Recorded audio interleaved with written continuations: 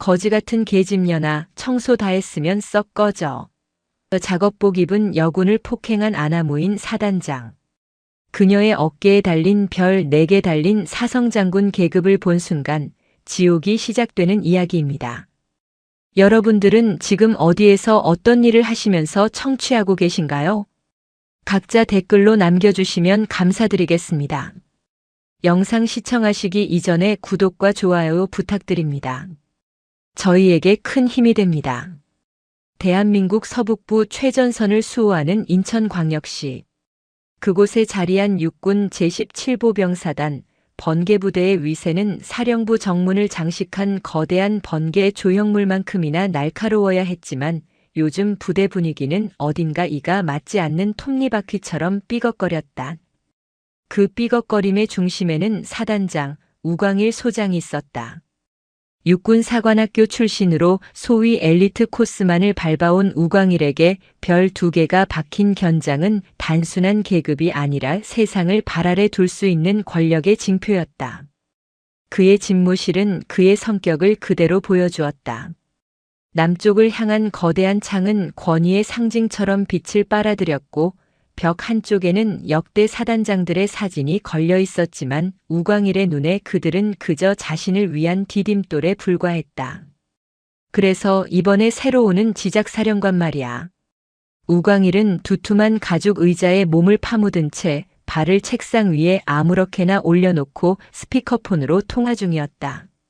수화기 너머의 목소리는 그의 육사 동기이자 현재 육군본부 요직에 있는 또 다른 별 하나였다. 아, 그거 들었지. 여자라며? 그것도 별 4개 달고 온다지. 그래. 천지선이라고. 여군 사관 출신이라던데. 아주 전설이시더군. 파병 경력의 훈장에 아무튼 시끄러워. 우광일은 코웃음을 쳤다. 전설은 무슨. 어차피 얼굴마담으로 앉혀놓은 거 아니겠어? 요즘 세상 돌아가는 꼴이 그렇잖아. 여자들 입김 세지니까 군대까지 이 모양이지. 별 4개는 무슨 별사탕이나 달아줘야 할 판에. 수화기 너머의 동기가 조심스럽게 말했다. 야, 그래도 말 조심해. 그 사람 보통 내기가 아니라는 소문이 파다해. 7군 단장 할 때도 장난 아니었다던데. 보통 내기가 아니면 어차피 여자야. 현장도 모르는 것들이 책상 머리에 앉아서 작전 계획이나 짜던 거겠지. 나처럼 이 서해 최전방에서 뻘물 마시며 구르던 사람이랑 같을 것 같아? 우광일은 책상 위에 놓인 재떨이에 거칠게 담배를 비벼 껐다. 그는 진심으로 그렇게 생각했다. 여군이란 존재는 그에게 있어 군대의 효율성을 떨어뜨리는 불필요한 요소일 뿐이었다. 커피를 타거나 행사를 위한 꽃으로 서 있는 것. 그것이 그가 규정한 여군의 역할이었다. 됐고. 나 내일 대전 가야 해. 자운대에서 무슨 워게임 발표를 하라고 해서. 아, 그거. 합동전쟁수행센터에서 하는 거? 중요하겠네. 중요하긴. 귀찮아 죽겠어. 어차피 내가 짠 작전 계획이 완벽한데 뭘 자꾸 확인하고 검토하겠다는 건지. 높으신 분들 앉혀놓고 쇼하는 거지 뭐. 그의 목소리에는 오만함이 가득했다. 17사단장이라는 자리는 그에게 무소불위의 권력이었고 그는 그 권력을 만끽하는데 조금의 주저함도 없었다. 부하 장교가 결제를 받으러 들어왔다가 그의 통화 내용에 움찔하며 멈춰 서자 우광일은 눈을 부라리며 손짓으로 나가라는 신용을 했다. 장교는 황급히 경례를 붙이고 뒷걸음질쳐 방을 나갔다. 하여간 내일 그거 대충 끝내고 올라갈 테니 저녁이나 한잔하자고. 새로운 지작사령관님 귀에 안 들어가게 욕이나 실컷 하게. 알았다. 조심해서 다녀와라. 통화가 끊어지자 우광일은 다시 의자에 깊숙이 기댔다. 천지선. 그는 그 이름을 곱씹었다. 하늘과 땅을 다스린다는 뜻인가. 건방지게도. 그는 창밖을 바라보았다. 맑게 갠 하늘 아래로 인천 시내가 펼쳐져 있었다. 저 아래 민간인들은 군대가 얼마나 치열한 곳인지, 그리고 자신이 얼마나 대단한 위치에 있는지 알기나 할까. 그는 만족스러운 미소를 지었다. 자신의 앞길을 막을 것은 아무것도 없다고 확신했다. 고작 여자 사령관 따위가 자신의 앞길에 걸림돌이 될 리 없었다. 그는 자신이 세운 성 안에서 완벽한 왕이었다. 다음 날 그는 대전 자운대로 향했다. 대한민국 군사과학과 교육의 심장부인 그곳에서도 합동전쟁수행센터는 핵심 중의 핵심이었다. 최첨단 시설이 모여 미래의 전쟁을 시뮬레이션하는 곳. 우광일은 그곳의 엄숙한 분위기에도 아랑곳하지 않고 자신이 준비한 발표 자료를 거만하게 훑어보았다. 그의 발표 차례가 되었을 때 그는 마치 개선 장군처럼 단상에 섰다. 17사단의 작전 계획을 설명하는 그의 목소리는 자신감으로 넘쳐 흘렀다. 하지만 그의 계획에는 치명적인 허점이 있었다. 그는 해안 방어의 중요성만을 강조한 나머지 적의 공중 침투 및 배후 교란 가능성을 간과하고 있었다. 통제관석에 앉은 몇몇 전략가들이 고개를 갸웃했지만 우광일의 계급과 위세에 눌려 누구 하나 감히 이의를 제기하지 못했다. 발표가 끝나고 질의응답 시간이 되었지만 침묵만이 흘렀다. 우광일은 그것을 완벽함에 대한 동의로 받아들였다. 역시 내 작전은 흠잡을 데가 없군. 그는 의기양양하게 자리로 돌아왔다. 하지만 그의 어깨 너머로 통제실 한쪽 구석의 어두운 관람석에서 누군가 그를 날카롭게 지켜보고 있다는 사실을 그는 알지 못했다. 그 시선은 우광일의 모든 오만함과 그의 작전 계획이 가진 치명적인 구멍을 동시에 꿰뚫어 보고 있었다.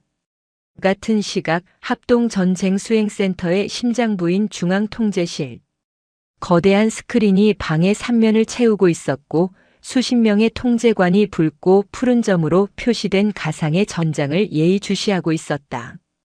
우광일 소장이 의기양양하게 발표를 마치고 나간 주 상황실과는 달리 이곳은 팽팽한 긴장감이 감돌았다. 그리고 그 모든 것을 내려다보는 가장 높은 곳, 관람실의 가장 어두운 구석에 한 여성이 조용히 서 있었다. 그녀의 이름은 천지선. 며칠 후면 대한민국 육군의 심장부인 지상작전 사령부의 사령관으로 취임할 대한민국군 역사상 최초의 여성 사성 장군이었다. 하지만 지금 그녀의 모습은 영광스러운 사성 장군과는 거리가 멀었다.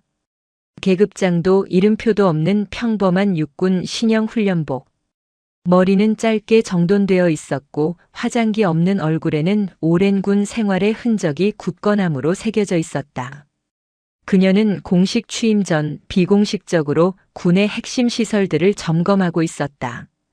특히 이곳 합동전쟁수행센터는 미래 전장의 향방을 가늠할 수 있는 곳이자 예하 지휘관들의 현재 역량을 적나라하게 파악할 수 있는 곳이었다. 방금 발표한 17사단장 우광일 소장이라. 천지선은 옆에 선 수행 비서관에게 낮게 말했다. 비서관 역시 사복 차림의 중령이었다. 네, 그렇습니다. 육사 출신으로 전형적인 엘리트 코스를 밟았습니다. 다만 현장보다는 정치적인 행보에 더 능하다는 평이 있습니다. 작전 계획에 그대로 드러나더군. 천지선의 목소리는 차가웠다. 해안선 방어에만 매몰되어 적의 입체적인 침투 가능성을 완전히 무시했어. 서해안의 갯벌과 조수간만의 차이만 믿고 있더군. 마치 수십 년 전의 교리로 싸우려는 사람처럼. 그녀의 눈은 단순한 비판이 아닌 깊은 우려를 담고 있었다. 천지선에게 군대란 정치나 권력의 장이 아니었다. 그것은 그녀의 삶 그 자체였고 수많은 부하의 생명과 조국의 안위가 걸린 신성한 영역이었다. 그녀는 여군사관 후보생 시절을 떠올렸다. 여자가 군대에서 뭘 할 수 있겠냐는 노골적인 비웃음 속에서 그녀는 남자 동기들보다 2배로 훈련하고 3배로 공부했다. 이라크 파병 시절 자이툰 부대의 일원으로서 그녀는 사무실이 아닌 최전선 전투 지역을 누볐다. 여성이라는 이유로 후방에 배치하려는 것을 거부하고 직접 장갑차를 몰고 위험지역 정찰 임무를 수행했다. 한 번은 극단주의 세력에게 납치된 현지인 조력자를 구출하는 작전이었다. 모두가 불가능하다고 했지만 천지선 당시 대위은 자신이 이끄는 소규모 팀과 함께 적의 아지트로 숨어들었다. 교전이 벌어졌고 총탄이 빗발치는 와중에 그녀는 인지를 등에 업고 포위망을 뚫었다. 그 공로로 을지무 공훈장을 받았지만 그녀가 기억하는 것은 훈장의 영광이 아니라 함께 살아 돌아온 부하들의 얼굴과 인질의 눈물이었다. 최전방 GOP 대대장 시절 북한군이 군사분계선을 넘어 도발했을 때도 그녀는 가장 먼저 현장으로 달려갔다. 확성기를 들고 적진을 향해 단 한 발짝도 용납할 수 없다. 즉각 물러가지 않으면 너희는 여기서 모두 죽는다고 외쳤던 그녀의 목소리는 당시 북한군에게 공포의 대상이었다. 그렇게 그녀는 피와 땀으로 별을 달았다. 별 하나, 둘, 셋 그리고 마침내 별 넷. 그녀의 별은 정치나 배경이 아닌 오직 실력과 헌신 그리고 조국에 대한 무한한 사랑으로 빚어진 것이었다. 그런 그녀의 눈에 비친 우광일 소장의 모습은 한심하기 짝이 없었다. 저런 자가 사단장이라니. 17사단 장병들이 불쌍하군. 워게임 시뮬레이션 결과가 곧 나올 겁니다. 잠시 후 거대한 스크린에 우광일의 작전 계획이 적용된 시뮬레이션이 시작되었다. 예상대로였다. 붉은색으로 표시된 가상의 적군은 17사단이 철통같이 지키고 있는 해안선이 아닌 그들이 간과했던 후방의 작은 항구와 공중을 통해 동시다발적으로 침투했다. 우광일의 부대는 전방에만 집중하다가 배후를 완전히 내주었고 지휘체계는 순식간에 마비되었다. 스크린은 처참한 패배를 의미하는 붉은색으로 완전히 뒤덮였다. 결과를 저장해두게. 그리고 우광일 소장의 평소 복무 태도, 특히 여군에 대한 인식 관련 자료를 조용히 수집해 보도록. 알겠습니다. 천지선은 차가운 눈으로 스크린을 바라보았다. 그녀는 부패한 장기를 도려내는 외과 의사처럼 냉정했다. 군대의 암세포는 초기에 제거하지 않으면 결국 조직 전체를 죽음에 이르게 한다는 것을 그녀는 너무나 잘 알고 있었다. 그녀는 잠시 시스템을 더 둘러보고 싶었다. 잠시 혼자 둘러보지. 자네는 먼저 휴게실에 가 있게. 하지만 사령관님 괜찮네. 어차피 알아보는 사람도 없어. 천지선은 훈련복 차림으로 조용히 관람실을 나섰다. 복도를 걸으며 그녀는 현장의 목소리가 듣고 싶었다. 장군 천지선이 아닌 그저 군인 천지선으로서 말이다. 그녀는 복도 끝에 있는 상황실 휴게구역으로 발걸음을 옮겼다. 그곳은 보통 통제관들과 하급 장교들이 잠시 숨을 돌리는 곳이었다. 그녀는 그곳에서 자신의 운명을 뒤흔들 그리고 한 오만한 장군의 운명을 끝장낼 폭풍의 눈과 마주하게 될 것이라고는 상상하지 못했다. 합동전쟁수행센터의 휴게구역은 방금 끝난 워게임 세션으로 인해 잠시 활기를 띠었다. 통제관들과 지원 장교들이 커피를 마시며 방금 전의 시뮬레이션에 대해 가벼운 대화를 나누고 있었다. 천지선은 그들 사이에 자연스럽게 섞여들었다. 계급장이 없는 훈련복 차림의 그녀를 사람들은 그저 센터에 파견 나온 영관급 장교나 베테랑 군무원 정도로 생각하는 듯 했다. 그녀는 구석에 서서 자동 판매기 커피를 뽑아들고 벽에 붙은 작전 상황도를 조용히 살펴보는 척하며 그들의 대화에 귀를 기울였다. 아까 17사단 완전 박살나던데요? 우광일 소장님 발표하실 땐 그렇게 자신만만하시더니. 그 양반 원래 그렇잖아. 목소리만 크고 실속은 없고. 특히 여군들한테 그렇게 막대한다며? 그때였다. 휴게실 문이 거칠게 열리고 방금 전 대화의 주인공인 우광일 소장이 씩씩거리며 들어왔다. 그의 뒤에는 잔뜩 겁에 질린 젊은 대위 한 명이 따라붙었다.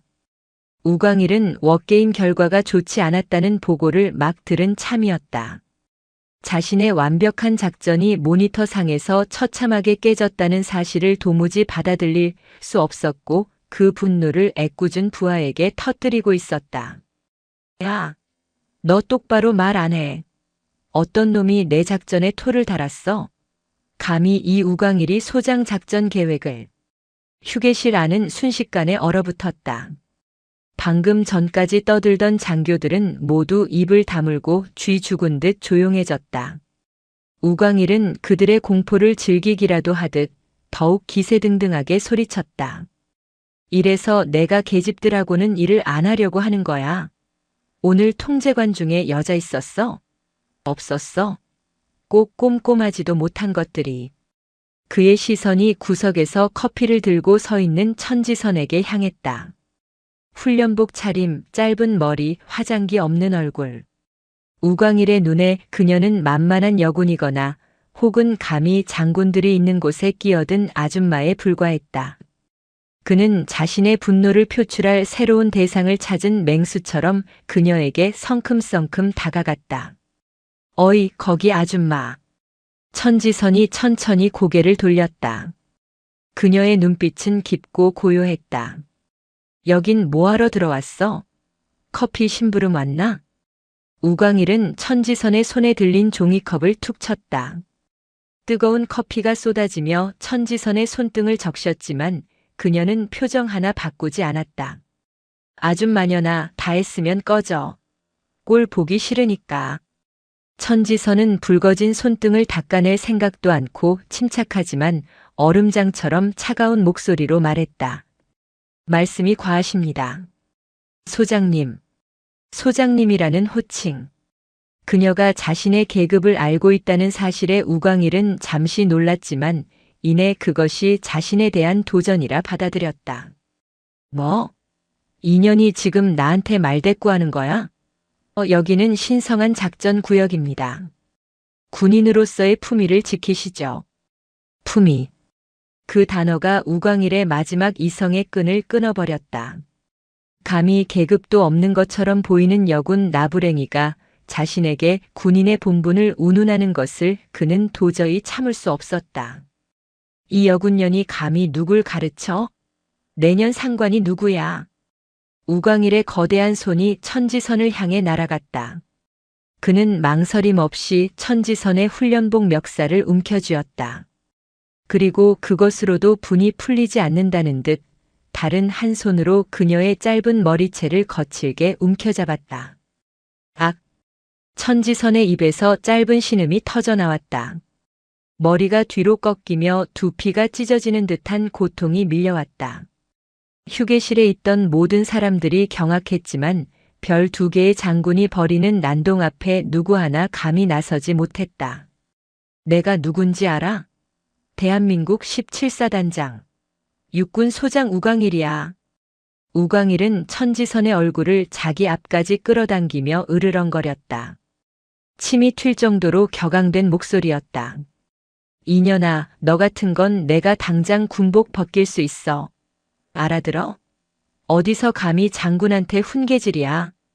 천지선은 고통 속에서도 눈을 감지 않았다. 그녀는 자신을 모욕하는 남자의 눈을, 그 눈동자에 비친 추악한 권력욕과 비겁함을 정면으로 응시했다. 그녀는 이를 악물고 끊어질 듯한 목소리로 마지막 경고를 날렸다. 지금 당장 이 손 놓으십시오. 당신은 지금 군인의 명예를 스스로 짓밟고 있습니다. 돌이킬 수 없는 실수를 하고 있는 겁니다. 우광일은 그 말을 듣고 미친 사람처럼 웃기 시작했다. 실수? 내년을 여기서 밟아버려도 아무도 몰라.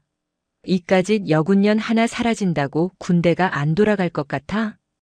그가 천지선을 바닥에 내동댕이 치기 위해 손에 힘을 더 주려는 순간이었다. 지금 뭐 하시는 겁니까? 휴게실 문이 다시 열리고 천지선의 수행 비서관인 중령과 센터의 최고 책임자인 또 다른 소장이 굳은 얼굴로 들어섰다. 그들은 우광일이 한 여성의 멱살과 머리채를 잡고 있는 충격적인 장면을 목격했다. 우광일은 뒤늦게 나타난 동료 장군 센터장을 보고 당황했지만 이내 손을 풀고 옷매무새를 다듬었다. 아, 김 소장. 별일 아니야. 어디서 굴러먹던 군무원인지 여군인지가 감히 장군 휴게실에서 알짱거리길래 군기 좀 잡고 있었지. 천지선은 비틀거리며 일어섰다. 그녀의 훈련복은 구겨지고 머리는 헝클어졌지만 그녀의 눈빛은 조금도 흐트러지지 않았다. 그녀는 자신을 부축하려 달려온 비서관을 손짓으로 막았다. 센터장인 김 소장은 이 상황이 보통 일이 아님을 직감했다. 그는 천지선의 얼굴을 몰랐지만 우광일의 평소 행실을 익히 들어 알고 있었다. 우 소장. 아무리 그래도 이건 좀 심하지 않소. 여긴 자네 사단이 아니야. 즉, 재수없게.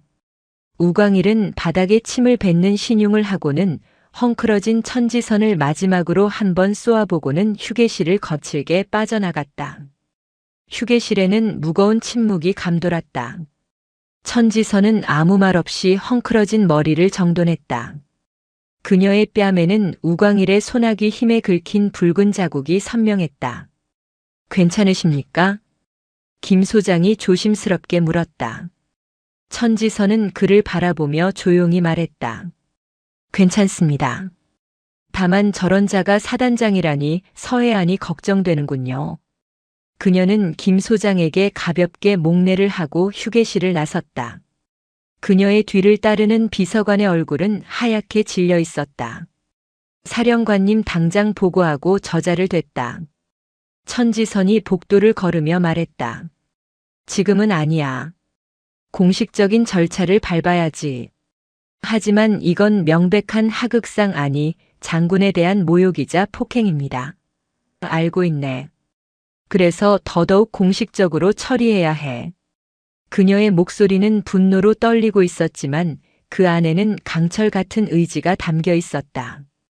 취임식 날 저자도 오겠지. 네, 당연히 참석 대상입니다. 그래. 그때 보자고 하세. 자신이 머리채를 잡고 흔들었던 여군년이 누구였는지. 천지선의 눈이 차갑게 빛났다. 폭풍은 이제 막 시작되고 있었다. 대한민국 육군의 심장부 경기도 용인에 위치한 지상작전 사령부.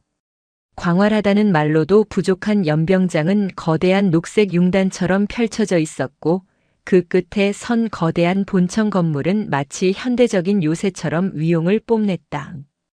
오늘은 그 요새의 주인이 바뀌는 날이었다. 하늘은 구름 한 점 없이 맑았으나 그 맑음이 오히려 앞으로 다가올 폭풍을 예고하는 듯 서늘한 긴장감을 머금고 있었다.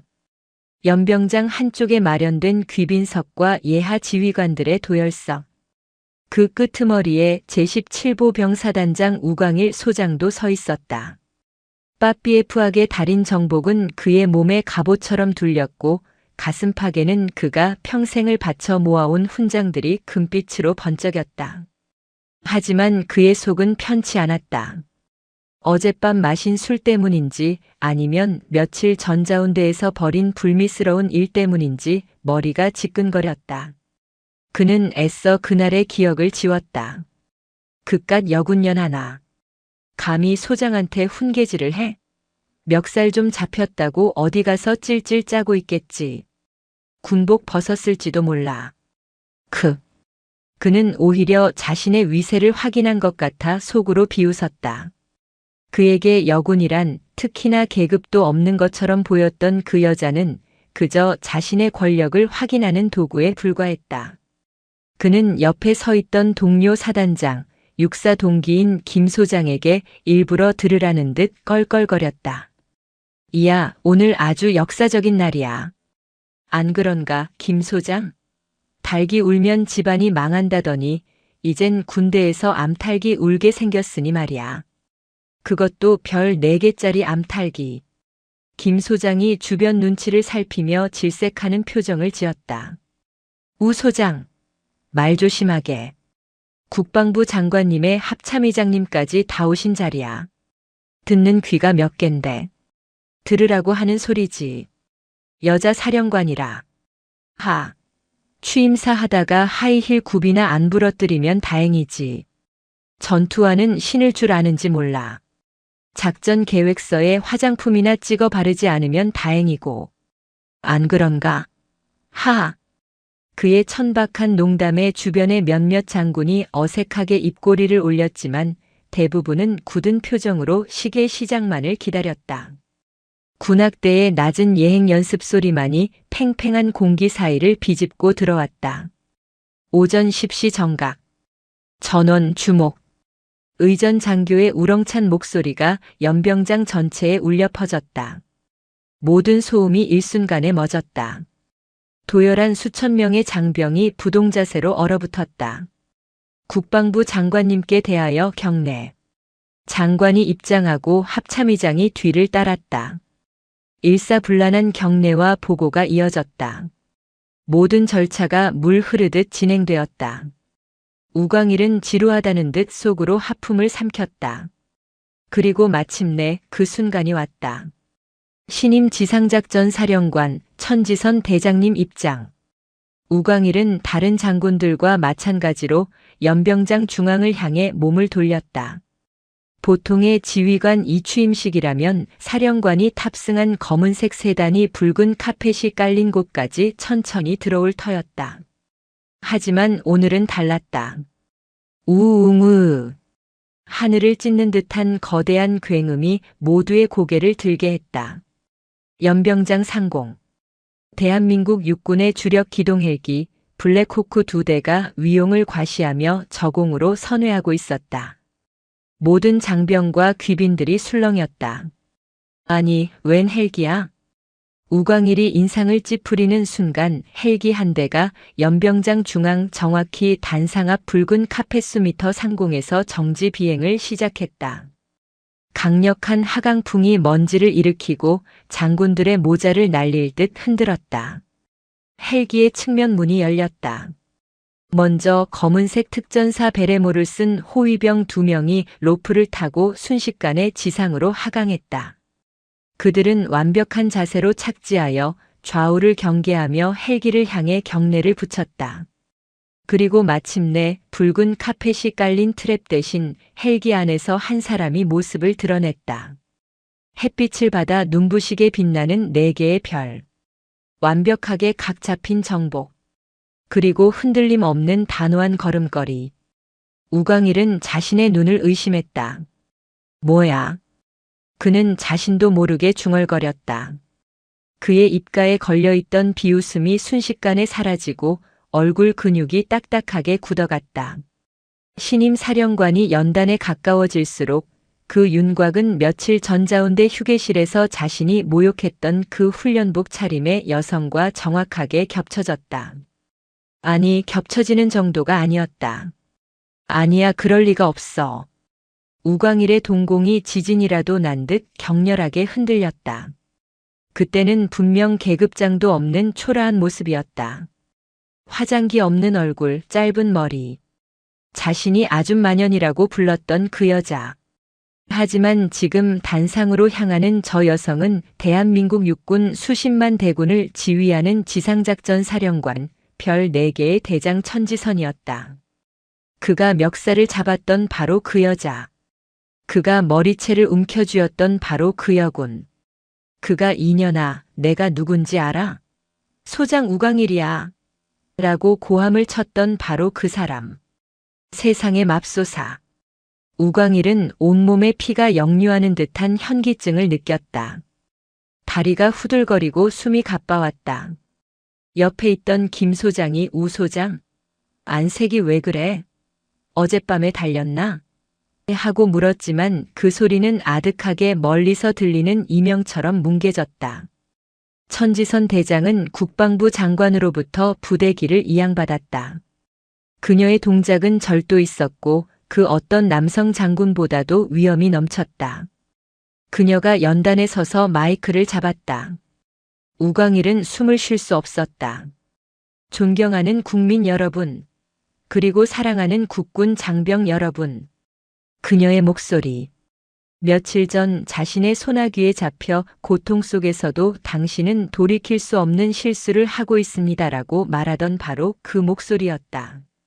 하지만 지금은 그 목소리에 수십만의 군대를 호령하는 최고 지휘관의 무게가 실려 있었다. 맑고 강했으며 연병장 전체를 압도했다.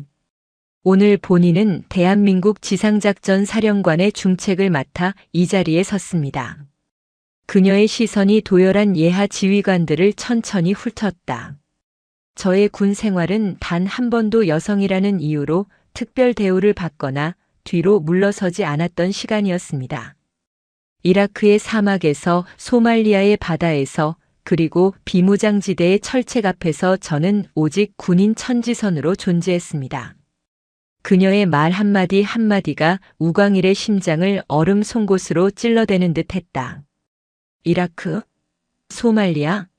그가 알던 여군의 이력과는 완전히 달랐다. 우리의 적은 북한만이 아닙니다. 천지선의 목소리에 힘이 실렸다. 우리 내부에 존재하는 안일함, 불합리한 관행, 실력보다는 인맥을 중시하는 그릇된 문화, 그리고 자신의 부하이자 동료인 병사를 인격적으로 존중하지 않는 오만한 권력 또한 우리가 싸워야 할 명백한 적입니다. 그 말을 하는 순간 천지선 대장의 시선이 아주 잠깐, 단 1초도 안 되는 시간 동안 객석에 서 있는 우광일 소장을 정확하게 겨냥했다. 우광일은 그 시선과 정면으로 마주쳤다.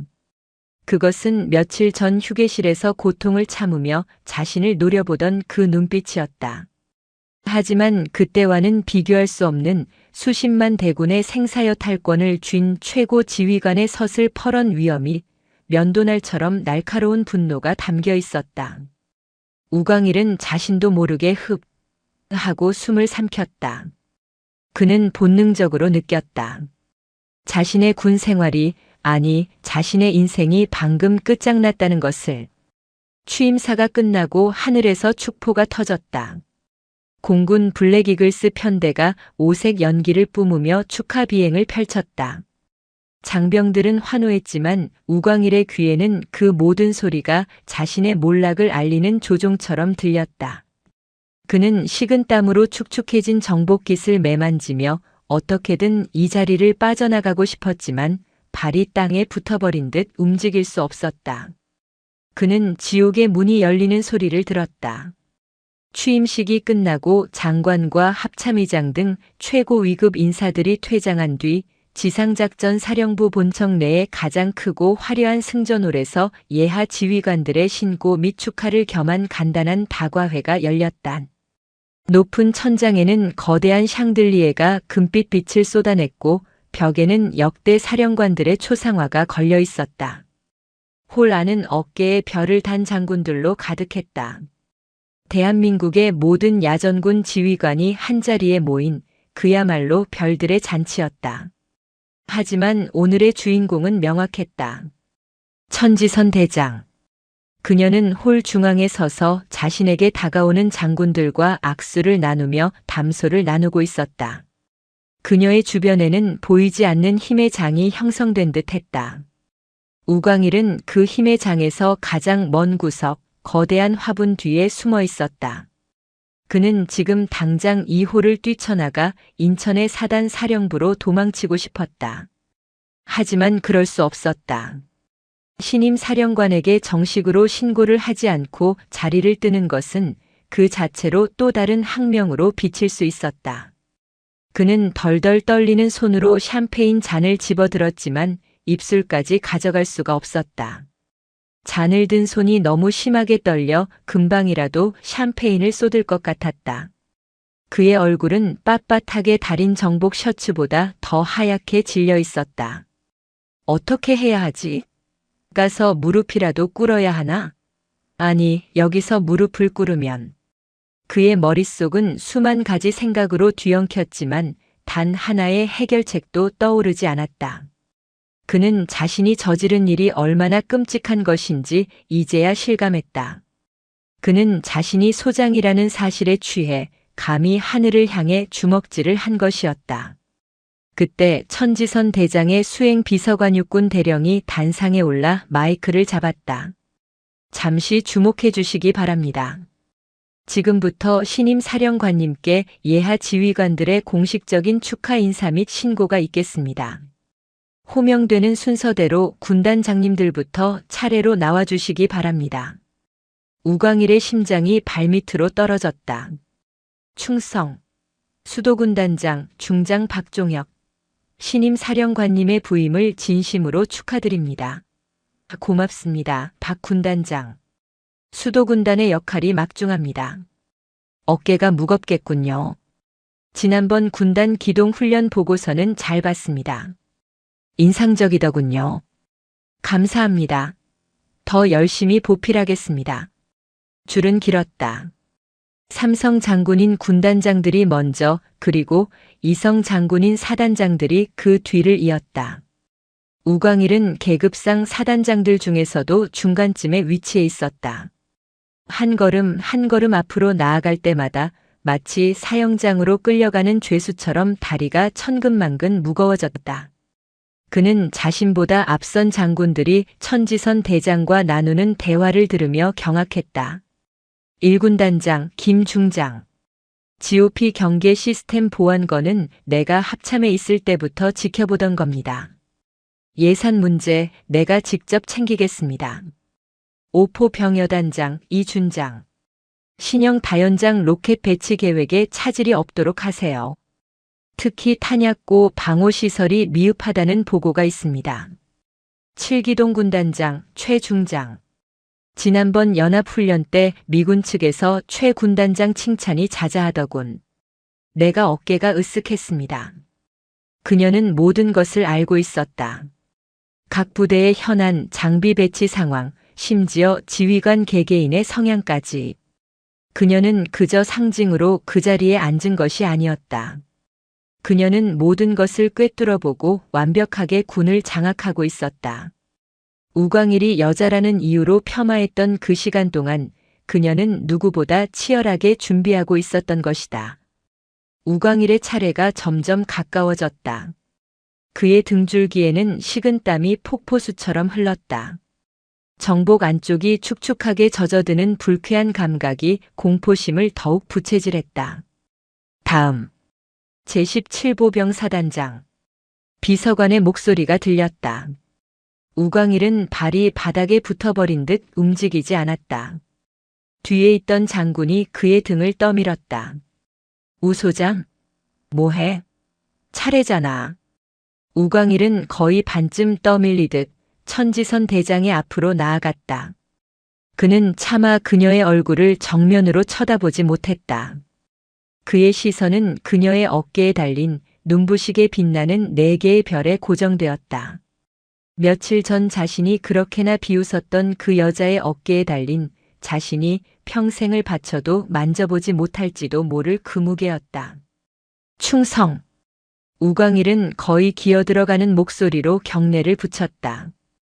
땀으로 젖은 손을 바지 옆 재봉선에 붙이느라 애썼지만 손끝이 파르르 떨리는 것을 감출 수 없었다.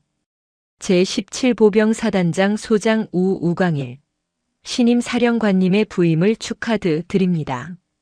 말이 문장으로 이어지지 못하고 토막토막 끊어졌다. 그는 고개를 숙인 채 감히 천지선을 바라보지 못했다. 홀 안의 모든 소리가 순간 멎은 듯 했다.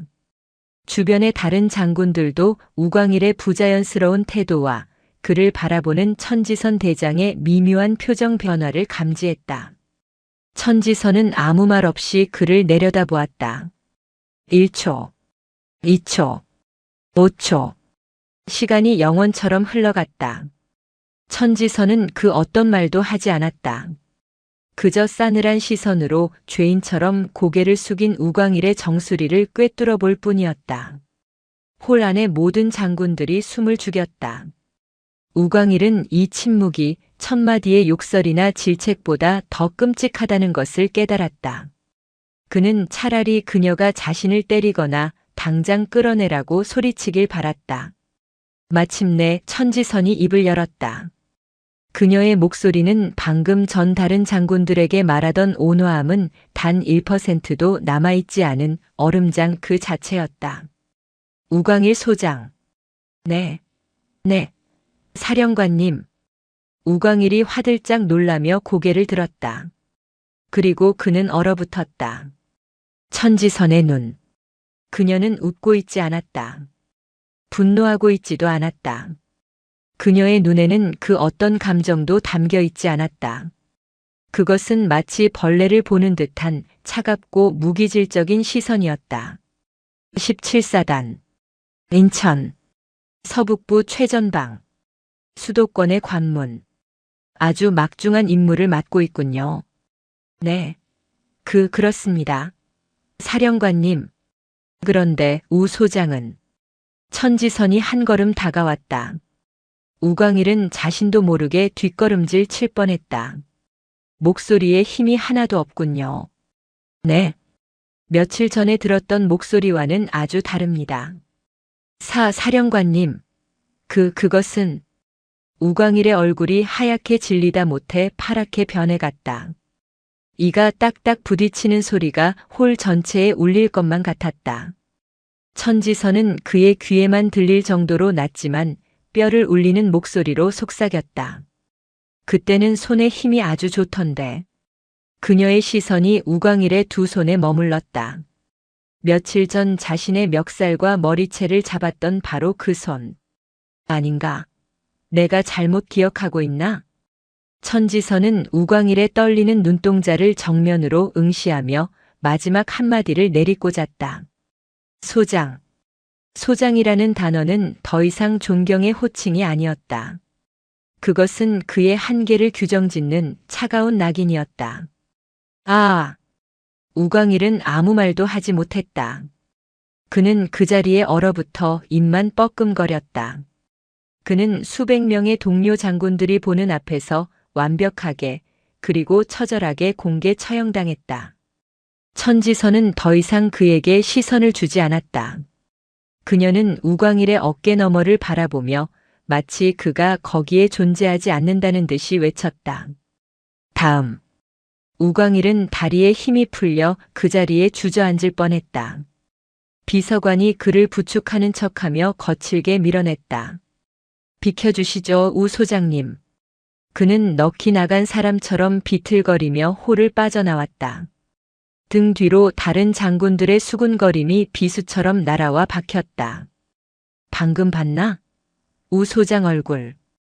쯧쯧 저 양반 사령관님한테 단단히 찍혔구만. 찍힌 정도가 아닌 것 같던데? 분위기가 아주 살벌했어. 우광일은 복도를 거의 구르다시피 달려나와 아무도 없는 화장실로 뛰어들어갔다. 그는 대리석 세면대를 붙잡고 방금 전 마시지도 않은 샴페인을 위에까지 전부 토해냈다. 그의 공포는 이제 현실이 되었다. 그리고 이것은 단지 시작에 불과했다.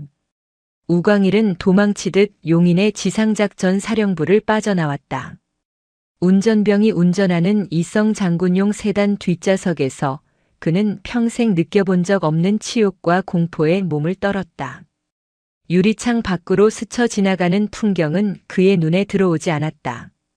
그의 머릿속은 오직 한 가지 생각뿐이었다. 살아야 한다. 어떻게든 살아야 한다. 인천의 17사단 사령부 그의 왕국으로 돌아온 우광일은 집무실 문을 걸어 잠갔다. 그는 땀으로 축축한 정복을 집어던지고 냉장고에서 찬물을 꺼내 병째로 들이켰다.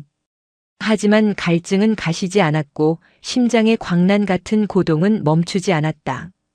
그는 책상에 앉아 떨리는 손으로 전화를 집어들었다.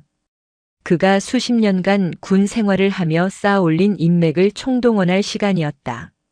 첫 번째 전화는 육사 동기이자 현재 국방부 정책실 요직에 있는 동료 소장이었다. 나다. 우광일이다. 우 소장. 웬일인가. 취임식은 잘 다녀왔고. 야, 지금 그게 문제냐? 나 좀 살려줘. 그 여자 천지선. 그 여자가 나 죽이려고 해. 무슨 소리야. 신임 사령관님이 자네를 왜? 자네 또 술 먹고 사고 쳤나? 수화기 너머의 목소리는 미지근했다. 이미 소문은 빛의 속도보다 빠르게 군 전체에 퍼져나가고 있었다. 사고가 아니야. 그 여자가 나한테 아무튼 나 좀 도와줘. 육사 선배님들한테 말 좀 해줘. 비육사 출신 여자가 벌써부터 군기 잡는다고. 우 소장. 동기의 목소리가 차갑게 가라앉았다. 자네 천사령관님에 대해 뭘 얼마나 안다고 그런 소리를 하나? 알긴 뭘 알아. 그냥 재수 없는 여군년. 이 미친놈아. 수화기 너. 이 미친놈아. 수화기 너머에서 동기의 고함 소리가 터져나왔다. 너 지금 그 말 어디 가서 또 해봐. 넌 그냥 군복 벗는 걸로 안 끝나, 이 새끼야. 뭐야. 너까지 왜 이래? 너 천지선 사령관님이 어떤 분인지 모르지? 넌 지금 내가 누굴 건드렸는지도 모르는 거야. 이 한심한 놈아. 나한테 전화하지 마. 나도 너 모른다. 딸칵. 전화가 끊어졌다. 우광일은 멍하니 수화기를 바라보았다. 그가 알던 동기가 아니었다. 그는 불안감에 휩싸여 다른 선배 장성에게 전화를 걸었다. 이번에는 그가 평소 형님으로 모시던 삼성 장군이었다. 형님, 저 우광일입니다. 17사단. 그래. 무슨 일인가? 형님, 저 좀 살려주십시오. 제가 천지선 사령관님께 아니, 그게 아니라 우 소장. 자네는 군 생활을 어떻게 했길래 사령관님 취임식장에서 그런 추태를 보이나? 자네 때문에 우리 육사 출신들 얼굴에 다 같이 먹칠을 했어. 형님, 그게 아니라 당분간 연락하지 말게. 나도 바빠. 뚜뚜. 전화는 다시 끊어졌다. 그가 굳게 믿었던 육사 라인은 그가 필요 없어지는 순간 그를 가장 먼저 내버릴 준비가 되어 있었다. 그의 권력은 모래 위에 지은 성이었다. 우광일은 절망감에 휩싸였다. 도대체 천지선이 누구길래 육사 출신 장군들이 그녀의 이름 석자에 벌벌 떠는가? 도대체 정체가 뭐야? 그는 미친 사람처럼 부관을 호출했다. 당장 사단 정보 참모, 작전 참모 다 들어오라고 해. 헌병대장도. 아니다. 너. 그는 자신의 부관 젊은 대위를 손가락으로 가리켰다. 지금 당장 군 내부 전산망, 인트라넷 켜. 천지선 그 여자에 대한 모든 걸 긁어모아. 신상, 경력, 훈장, 평판. 하나도 빠짐없이. 10분 준다. 부관이 황급히 경례를 붙이고 컴퓨터로 달려갔다. 우광일은 초조하게 방안을 맴돌며 손톱을 물어뜯었다. 10분이 지나고 부관의 얼굴이 새하얗게 질려갔다.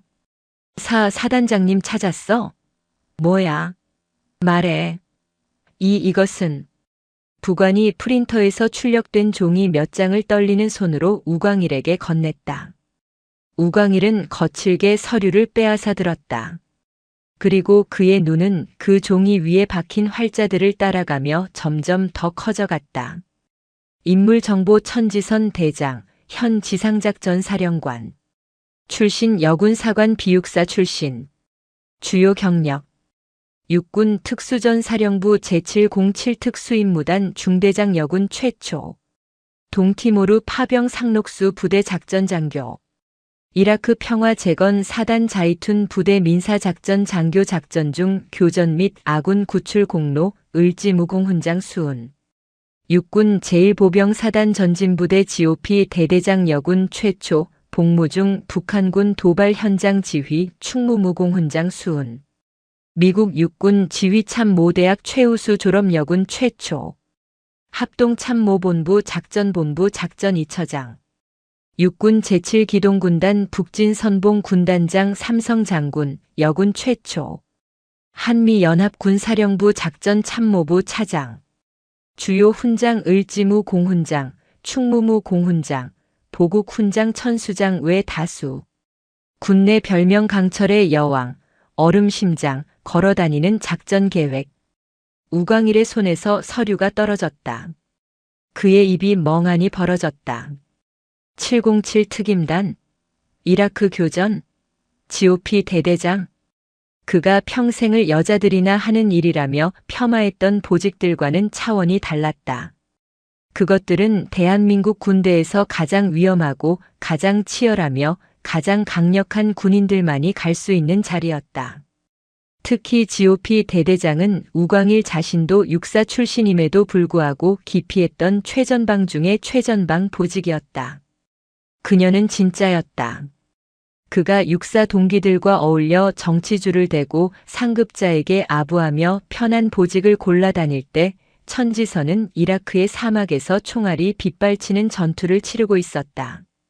그가 후방에서 여군 부사관에게 커피 심부름이나 시키며 희롱할 때 천지선은 철책선 너머의 북한군과 대치하며 부하 수백 명의 생명을 책임지고 있었다.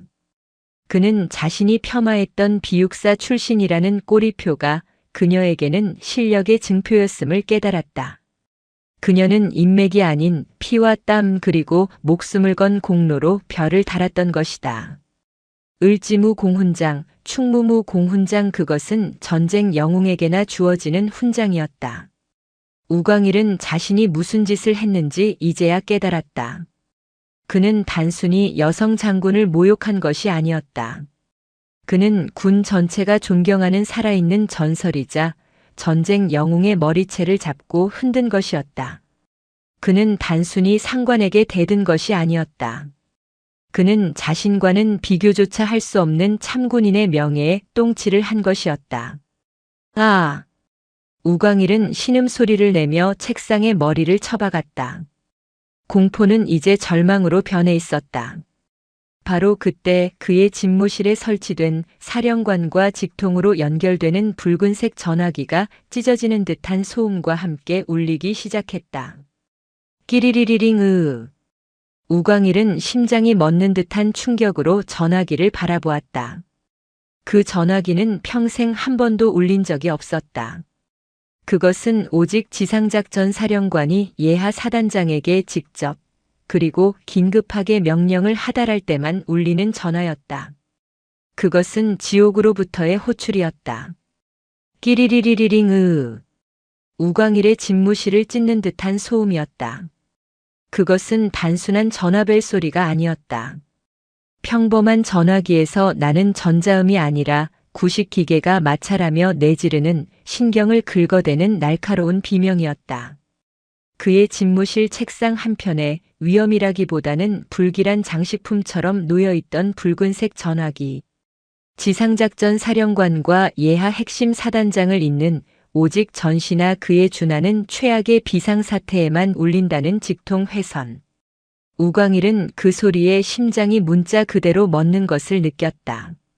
어깨가 돌처럼 굳었고 방금 전 인트라넷을 통해 확인한 천지선의 전설과 그 붉은 전화기의 비명이 하나로 합쳐지며 그의 이성을 마비시켰다. 아니야. 아닐 거야. 이건 그냥. 그는 수화기를 쳐다보았지만 그것을 집어들 용기가 나지 않았다. 마치 저 수화기 안에 독사가 따리를 틀고 앉아 그가 손을 대기만을 기다리는 것 같았다. 끼리리리리링. 전화는 멈추지 않았다. 그 소리는 이제 단순한 벨소리가 아니라 그의 뇌 속을 직접 파고드는 드릴처럼 느껴졌다. 공포가 목구멍을 타고 역류했다. 받지 않으면 어떻게 되지? 항명인가? 아니, 그 여자가 내가 무서워서 피했다고 생각하면. 그는 비틀거리며 책상으로 다가갔다. 땀으로 축축한 손이 수화기를 향해 마치 중풍 환자처럼 떨리며 뻗어나갔다. 그는 수화기를 집어들었다. 쇳덩이처럼 무거웠다. 17사단장 소장 우광일입니다. 목소리가 형편없이 갈라지고 떨려 나왔다. 수화기 너머에서는 아무 소리도 들리지 않았다. 쉬이그 하는 텅 빈 공간을 울리는 듯한 바람소리만이 그의 귓전을 때렸다. 1초, 2초 그 정적은 우광일의 피를 말렸다. 그때 얼음장처럼 차가운 목소리가 들려왔다. 감정이라고는 단 한 방울도 섞이지 않은 지독하게 건조하고 날카로운 목소리. 17사단장. 네, 네. 사령관님. 충성. 사령관. 내 말을 끊지 마. 우광일은 숨을 멈췄다. 우광일 소장. 자운대에서 발표했던 그 작전 계획. 기억하나? 네, 네. 기억하고 있습니다. 쓰레기더군. 네. 우광일은 자신의 귀를 의심했다. 쓰레기. 별 4개의 사령관이 별 2개의 사단장에게 그것도 공식적인 첫 통화에서 쓰레기라는 단어를 썼다. 인천항과 김포공항을 통한 적 특작부대의 동시 침투 그리고 강화도 방면의 해상 침투 가능성을 완전히 무시했더군. 아니, 무시한 건가? 아니면 아예 몰랐던 건가? 사령관님, 그것은 현재의 해안 방어선이 완벽하고 완벽? 천지선의 목소리에 처음으로 감정이 실렸다. 그것은 경멸이었다. 내가 믿는 그 완벽한 해안 방어선은 30년 전 교리로 만든 철조망에 불과해. 적은 드론으로 고속 침투정으로 심지어 민간인으로 위장해서 내 놈의 콧구멍 앞까지 들어올 수 있어. 그런데 넌 내가 아는 낡아빠진 교리 속에 숨어서 완벽하다는 말로 내 무능을 덮고 있더군. 아닙니다. 그것은 자운대 워게임 시뮬레이션 결과 17사단 지휘부는 30분 만에 참수됐다. 적 특작부대가 사단장실에서 내 커피를 마시고 있었다는 뜻이야. 그게 내가 말하는 완벽한 작전 계획인가? 우광일은 머리를 망치로 얻어맞은 듯한 충격을 받았다. 그는 워게임 결과를 제대로 보고받지 못했다. 그저 자신의 발표가 완벽했다고만 생각했다. 사령관님, 그것은 데이터의 오류. 오류는 내 머릿속에 있는 것 같군. 천지선이 말을 잘랐다. 17사단 작전 계획 전면 재수립해. 네. 전면 말씀이십니까? 그래. 방금 내가 말한 모든 침투 가능성을 염두에 둔 완벽하게 새로운 작전 계획 말이다. 내가 그토록 좋아하는 완벽이라는 말이 무슨 뜻인지 이번에 제대로 보여줘봐. 알겠습니다. 즉시 참모들을 소집하여. 아니. 천지선의 목소리가 다시 얼어붙었다. 참모들 말고. 내가. 직접. 네. 저더러 말입니까? 사단장은 뭐 하는 자린가? 참모들이 써준 보고서에 결제 도장이나 찍는 자리가 아니야. 적어도 내 지휘하에선 안 돼. 내 머리로 직접 작전도를 그리고 내 손으로 직접 계획을 작성해. 단 한 장이라도 참모의 손을 탄 흔적이 보이면 그땐 정말 내 군복을 찢어버릴 줄 알아. 우광일은 절망했다. 그는 평생 누군가에게 작전 계획을 지시했을 뿐 직접 작성해 본 것은 까마득한 대위 시절이 마지막이었다. 사령관님. 하지만 작전 계획이라는 것이 시간? 주지. 아주 넉넉하게. 천지선이 말했다. 내일 아침 6시까지. 네. 6시 말입니까? 지금부터 불과 몇 시간. 용인 지상작전 사령부 내 집무실로 내가 직접 들고 와. 1시간이라도 늦으면 넌 그 자리에서 보직 해임이야. 알아들었나? 사령관님. 제발. 우광일은 비명을 질렀다. 지금 당장 시작해도 물리적으로 불가능한 시간이었다. 이것은 그를 교육하려는 것이 아니었다. 그냥 죽이겠다는 선전포고였다. 왜? 못하겠나? 천지선의 목소리가 귓속을 파고들었다. 그리고 우 소장. 길고 차가운 침묵. 우광일은 마른 침을 삼켰다. 내일 올 때 그녀의 목소리가 마치 뱀의 혀처럼 낮고 섬뜩하게 이어졌다. 그날 자운대에서 썼던 그 좋은 힘 다 쓰지 마. 작전 계획 짜는 데는 머리를 써야지. 안 그런가? 우광일은 수화기를 쥔 채 얼어붙었다. 그녀가 알고 있었다. 그녀가 모든 것을 기억하고 있었다.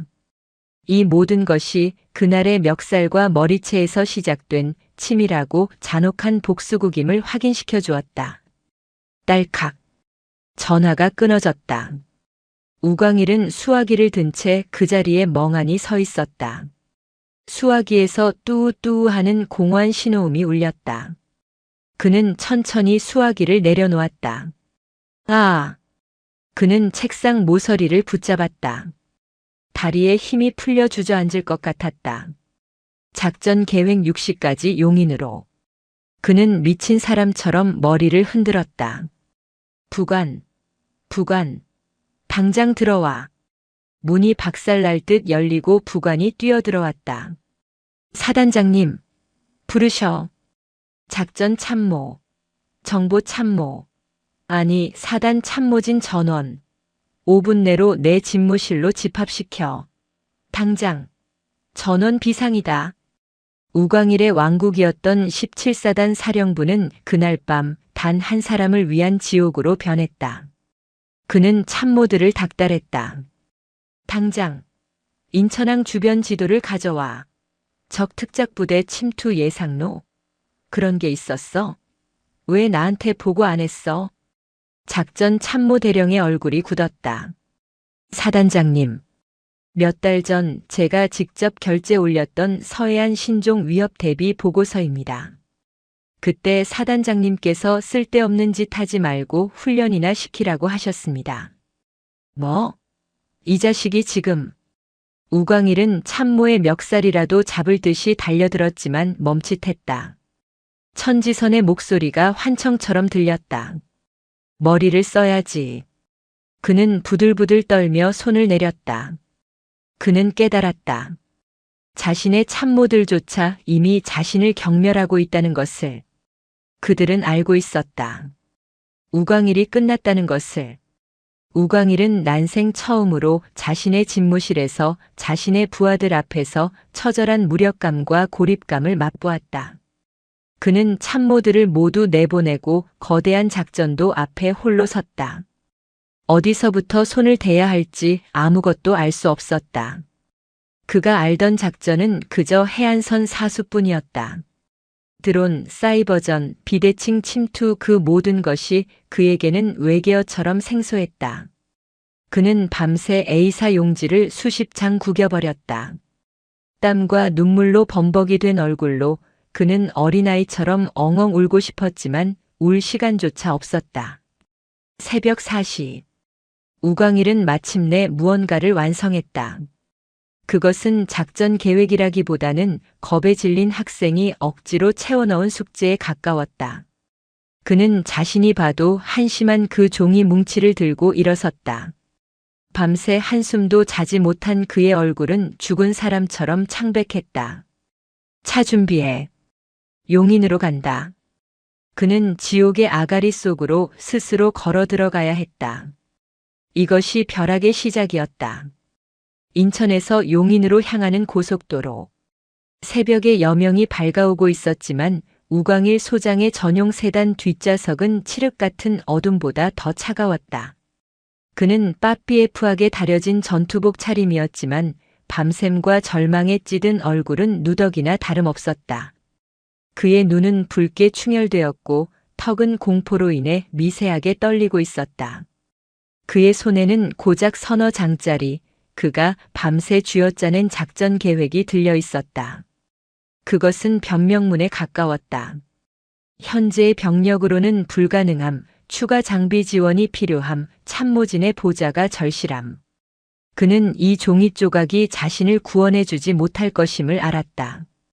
하지만 그는 가야 했다. 60. 그 시간은 죽음의 데드라인처럼 그의 목을 조여왔다. 운전병은 평소와 달리 그 어떤 말도 걸지 않았다. 차 안의 공기는 납처럼 무거웠고 오직 타이어가 아스팔트를 스치는 소리만이 그의 신경을 갉아먹었다. 가서 뭐라고 하지? 잘못했다고 빌어야 하나? 그 여자가 천지선이 그걸 받아줄까? 아니, 그 여자는 그런 인간이 아니야. 그 눈빛을 봤어. 날 죽이려 하고 있어. 그는 자신이 평생 쌓아 올린 소장이라는 계급이, 그 별 두 개가 천지선이라는 거대한 벽 앞에서 얼마나 하찮고 무의미한 것인지 깨달았다. 그는 지금 도살장으로 끌려가는 가축과 다를 바 없었다. 오전 5시 50분. 차량은 마침내 용인의 지상작전 사령부 정문에 도착했다. 대한민국 육군의 모든 야전군을 지휘하는 곳답게 그 위용은 17사단과는 비교가 되지 않았다. 정문을 지키는 헌병들의 눈빛부터가 달랐다. 우광일의 차가 다가서자 헌병 아사히 앞을 가로막고 정차를 요구했다. 운전병이 창문을 내리고 신분증을 제시했다. 17사단장님 모시고 왔습니다. 평소라면 헌병은 즉각 경례를 붙이고 게이트를 열었을 것이다. 하지만 오늘의 헌병은 달랐다. 그는 우광일의 신분증과 차량 번호를 꼼꼼히 대조하더니 무전기로 어딘가에 보고를 했다. 정문. 코드 브라보. 17사단장 도착. 오버. 코드 브라보? 우광일은 그 용어를 알지 못했지만 불길한 예감에 휩싸였다. 잠시 후 헌병이 말했다. 확인되었습니다. 들어가십시오. 하지만 그의 태도에는 이성 장군에 대한 최소한의 예우나 경의가 담겨 있지 않았다. 그저 업무를 처리하는 기계 같은 태도였다. 우광일의 차는 본청 건물 앞에 멈춰 섰다. 그가 차에서 내리자 정복 차림의 육군 대령 한 명이 그를 기다리고 있었다. 천지선의 수행 비서관이 아니었다. 명찰에는 감찰실이라는 세 글자가 선명했다. 충성. 사령관님 비서실이 아니라 감찰실에서 모시라는 지시가 있었습니다. 이쪽으로 오시죠. 뭐라고?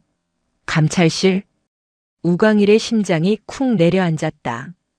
작전 계획을 보고하러 온 사람을 감찰실에서 맞는 경우는 없었다.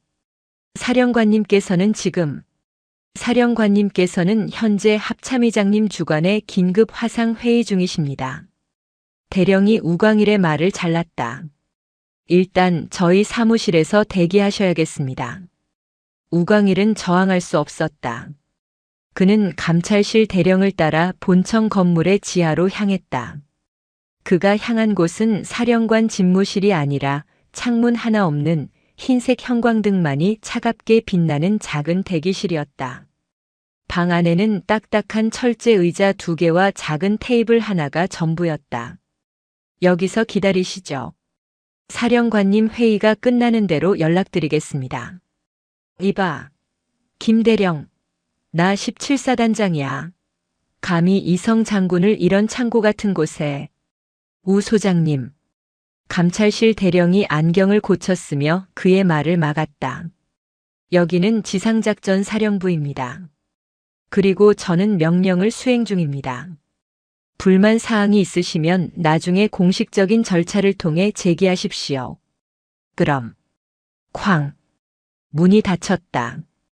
그리고 밖에서 철컥하고 문이 잠기는 소리가 났다. 우광일은 문으로 달려가 손잡이를 돌려보았지만 문은 꿈쩍도 하지 않았다. 이 자식들이. 미쳤나. 당장 문 열어. 이게 무슨 짓이야. 감히 현역 소장을 감금해. 그는 문을 두드리고 고함을 쳤지만 방음 처리가 된 문 너머에서는 아무런 대답도 돌아오지 않았다. 6시가 지났다. 7시가 지났다. 8시가 지났다. 그는 완벽하게 고립되었다. 아무도 그에게 물 한 잔 가져다 주지 않았다. 그는 밤을 새운 피로와 극도의 긴장감, 그리고 밀실에 갇혔다는 공포감에 질식할 것 같았다. 그는 자신이 가져온 작전 계획 종이 뭉치를 바라보았다. 이깟 종이 조각을 받자고 그 여자가 이 모든 쇼를 벌인 것이 아니라는 것을 이제야 깨달았다. 이것은 심판의 과정이었다. 그의 자존심을 발가벗기고 그의 권위를 짓밟고 그를 사회와 격리하는 치밀하게 설계된 참교육의 첫 단계였다. 얼마나 지났을까? 그가 완전히 탈진하여 의자에 쓰러지듯 앉아있을 때 드디어 문이 열렸다. 우광일 소장. 방금 전에 그 감찰실 대령이었다. 그의 뒤에는 무표정한 헌병 2명이 서 있었다. 사령관님 회의는 아직 끝나지 않으셨습니다. 그런데 그 사이에 새로운 업무가 발생했습니다. 대령이 서류철 하나를 꺼내 들었다. 이게 뭔가? 어젯밤 17사단 소속의 한 여군 하사가 국방부 직통 성폭력 피해 신고 라인에 전화를 했습니다. 우광일의 눈이 커졌다. 그 하사의 주장에 따르면 17사단장, 즉 우광일 소장님께서 평소 회식 자리에서 상습적으로 해당 여군의 손을 잡거나 어깨를 감싸는 등 불필요한 신체 접촉을 일삼았다고 하더군요. 무고야. 그건 친근감의 표시였어. 격려 차원에서. 그 격려가 해당 여군에게는 지속적인 성추행으로 느껴졌던 모양입니다. 그리고 오늘 아침, 대령이 다음 서류를 넘겼다. 그 여군의 신고를 시작으로 17사단 내에서 우 소장님의 격려를 받았다는 다른 여군들의 추가 제보가 운물 터지듯 들어오고 있습니다. 우광일의 얼굴에서 핏기가 완전히 사라졌다. 그가 평소 군것질거리나 사조라며 아무렇지 않게 만지고 희롱했던 그 여군들이 천지선이라는 새로운 방패가 등장하자마자 일제히 그에게 칼을 겨누기 시작한 것이다. 사령관님의 지시입니다. 대령이 차가운 목소리로 말했다. 천지선 사령관께서는 이 사안을 매우 심각하게 받아들이고 계십니다. 따라서 지상작전 사령부 감찰실과 법무실은 금일 90으로 제17보병사단에 대한 특별 합동 감찰에 착수합니다. 뭐라고? 감찰 내용은 지휘관에 의한 성폭력 및 성희롱 실태, 그리고 사단 운영비 횡령 및 직권 남용 혐의입니다. 횡령이라니. 나는 깨끗해. 그러시길 바랍니다. 이미 감찰팀이 사단장실과 사단장 관사를 압수수색 중일 겁니다. 물론 우 소장님의 개인 금융계좌도 포함해서요. 우광일은 다리가 풀려 그 자리에 주저앉았다. 그는 깨끗하지 않았다. 사단 운영비로 개인적인 술을 샀고 관사의 고급 가구를 교체했다. 그는 그것이 관행이라고 생각했지만 천지선에게는 범죄였다. 사령관님께서는 우광일 소장님이 감찰에 영향을 미칠 수 있다고 판단하셨습니다. 대령이 헌병들에게 턱짓을 했다. 따라서 지금 이 시간부로 우광일 소장님을 직무 정지시키고 본부 감찰실 지하 조사실로 이송합니다. 안 돼. 이럴 순 없어. 난 소장이야. 대한민국 육군 장성이라고. 우광일이 발악하며 저항하려 했지만 건장한 헌병 2명이 그의 양팔을 단단히 붙잡았다. 그가 그토록 자랑스러워하던 별 2개가 박힌 전투복은 이제 그를 올가매는 죄수복이 되어버렸다. 그는 짐승처럼 끌려가며 이것이 끝이 아님을 직감했다. 천지선은 그를 불명예 전역시키는 것으로 끝낼 생각이 아니었다. 그녀는 그의 모든 것을 박탈하고 그가 쌓아올린 성을 벽돌 하나하나까지 완벽하게 분해하여 그가 다시는 그 어떤 군인의 명예도 더럽힐 수 없도록 만들 작정이었다. 그의 성은 그렇게 무너져 내리기 시작했다. 시간은 지옥처럼 흘러갔다. 우광일은 그날 이후 단 한순간도 소장으로 대우받지 못했다. 그는 지상작전 사령부 지하 창문 하나 없는 조사실에 사실상 감금되었다. 밤낮의 구분도 사라진 채 그는 교대로 들어오는 감찰관과 법무관들에게 자신의 과거를 낱낱이 해부당했다. 그의 왕국이었던 17사단은 그가 없는 사이 완전히 뒤집혔다. 천지선 대장이 임명한 새로운 특별감찰단은 이잡듯 사단을 샅샅이 훑었다. 결과는 처참했다. 우광일의 성희롱과 추행을 증언한 여군은 처음에 1명에서 10명이 넘게 늘어났다. 그가 격려라고 주장했던 모든 행위는 피해자들의 일관되고 구체적인 진술 앞에서 추악한 직권 남용으로 드러났다. 그의 공금 횡령 혐의는 더욱 가관이었다. 그는 부대 운영비 카드로 자신의 관사에 놓을 최고급 안마의자, 와인셀러, 심지어는 아내의 명품 가방까지 구매했다는 증거가 쏟아져 나왔다. 부하 장교들에게 사적인 골프 모임의 비용을 대납하게 한 사실까지 드러났다. 그가 쌓아올린 소장이라는 지위는 그 모든 범죄를 덮어주던 얇은 포장지에 불과했다. 그리고 마침내 운명의 날이 왔다. 그가 저지른 모든 비위와 범죄를 심판할 국방부 특별징계위원회가 열렸다. 장소는 용인이 아닌 군의 심장부인 계룡대 국방부 본청의 가장 엄숙한 대회의실이었다. 우광일은 정복조차 입지 못했다. 계급장과 모든 휘장이 제거된 수감자나 다름없는 초라한 전투복 차림으로 그는 회의실 중앙에 섰다. 그의 앞에는 대한민국 군 수뇌부가 모두 앉아 있었다. 합참의장, 육군참모총장, 그리고 위원장석 바로 옆 지상작 전 사령관 자격으로 배석한 천지선 대장이었다. 그녀는 완벽하게 각 잡힌 정복 차림으로 그 어떤 표정의 변화도 없이 정면만을 응시하고 있었다. 우광일은 감히 그녀와 눈을 마주칠 수 없었다. 징계 혐의자 우광일 전 소장. 고개 드시오.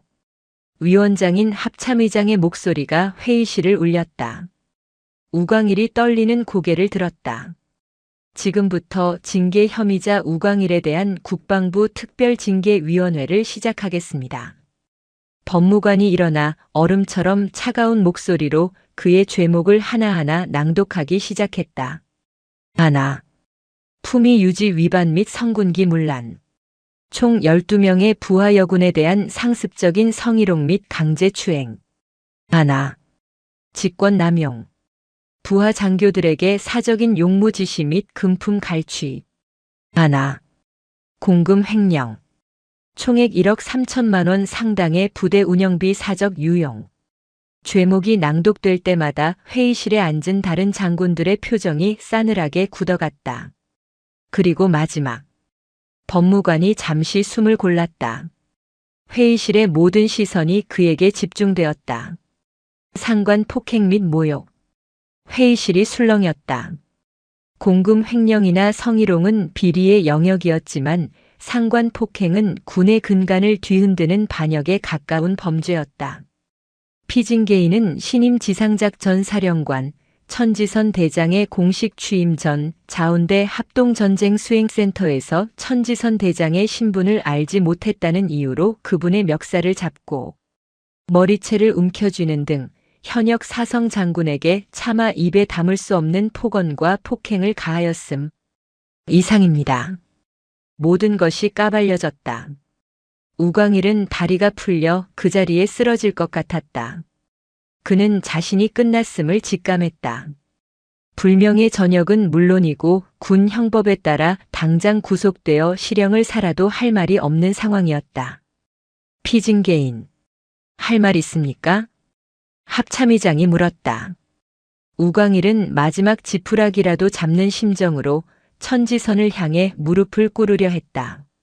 사령관님, 제가 죽을 죄를 누구에게 비는 겁니까? 그때 천지선이 처음으로 입을 열었다. 그녀는 마이크를 잡고 있었고 그녀의 목소리는 회의실 전체에 서늘하게 울려 퍼졌다. 지금 당신이 용서를 구해야 할 대상은 내가 아닙니다. 그녀는 자리에서 일어섰다. 그녀의 시선은 우광일이 아닌 합참의장을 비롯한 징계위원들을 향해 있었다.